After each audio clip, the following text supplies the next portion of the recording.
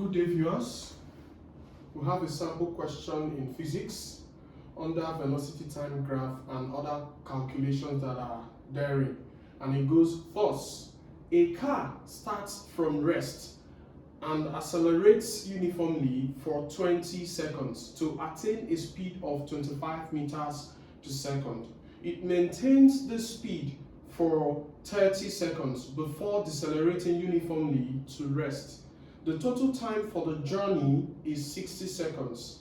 1. Sketch a velocity time graph for the motion. 2. Use the graph to determine the alpha, total distance traveled, beta, deceleration of the car. This question is something that on seeing it, you still pay attention to details. So the first thing we must do is to sketch a velocity time graph by paying attention to details.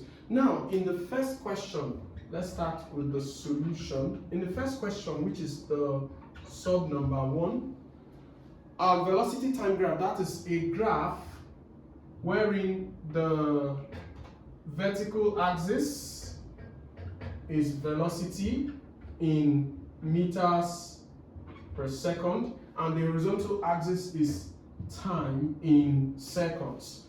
Okay, so of course it must have an origin like this. Please make sure to label your origin like this, please. If you don't, you pay dearly for it. Okay, so let's start again. A car starts from rest. From rest is starting from 0 and accelerates uniformly. So it accelerates uniformly, meaning it increases. The velocity increases proportionally with time, okay? For how long? For 20 seconds. So let's say the 20 seconds is here. This is 20 seconds. To attain a speed, so the speed here is what?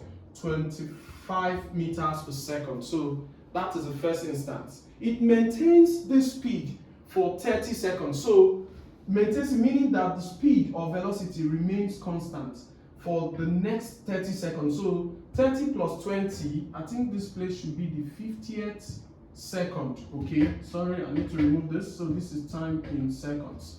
So in the next 30 seconds, so from 20 to the next 30 seconds will be 20 plus 30, which is at the 50th second, before decelerating uniform. So decelerating means that the velocity will start decreasing with time.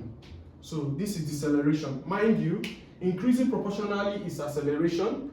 Here is constant, then decreasing proportionally with time is deceleration. So, and okay, decelerating uniformly to rest, it comes to 0. And they told us that the total time for the journey is 60 seconds. So this point is the 60th second. Okay. So with this, our velocity time graph is ready. That's it for the number 1. So let's go to number 2. Number 2, sub number alpha, says we should use the graph to determine the total distance traveled. Now, to determine the total distance traveled, please pay attention to this. There are 2 ways to it. One, you can just say this shape shows a trapezium, okay? If you remember the area of a trapezium, use it and get your answer straight. But if you can't remember the area of a trapezium, my advice, go the simple route by simply getting the area of this triangle, first triangle here, this rectangle, and this last triangle. That one is very easy to remember because the total distance traveled is actually the area under the graph. Okay, so let's go. Total distance equals total area of graph. Okay, so which will be equal to, so let's start from here. Area of a triangle is half base times height, so it will be half times the base. The base is what? 20. The height is what? 25. So we are done with the first part. Then the second part now is a rectangle, which is length times breadth. So the length will be 50 minus 20, which is 30, which is 30 times the height remains 25. Then plus the last triangle here will still be half times the base. The base is 60 minus 50, which is what? 10 times the height, that remains 25. So that's how we go about it. So let's go. Half times 10, half times 20 is 10. So 10 times 25 is 250 plus 30 times 25 will leave us with 750 plus half times 10 is 5. 5 times 25, 25 times 5 will leave us with 125.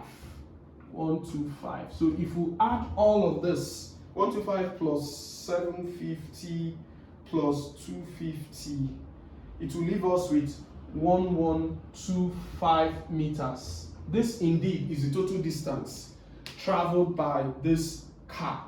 Okay, so we'll go to the number 2, sub number alpha, which is deceleration of the car. So I'll be rubbing off this part so that I'll go to the second question. So for the deceleration of the car, to get the deceleration of the car, we would be focusing on this part of the diagram, which is this part. This is the deceleration part. Remember, this is acceleration, deceleration. This is where we have constant velocity. So our focus will be here. And deceleration or negative acceleration equals change in velocity over change in time. dv dt. Delta here means change. So if we substitute these changes for change in velocity, of course the final velocity here is 20, so it will be 25 minus 0, which is initial velocity, over the final time here is 60 minus initial time here for deceleration, which is 50. So it will leave us with 25 over 10. And 25 over 10 is 2.50 meters per second square. Remember, the unit of acceleration or deceleration is meters per second square. So this is it. It is this friendly to handle it only if you can interpret the question very well. Thank you for watching. Remember to do the needful by liking, sharing, and subscribing to our channel.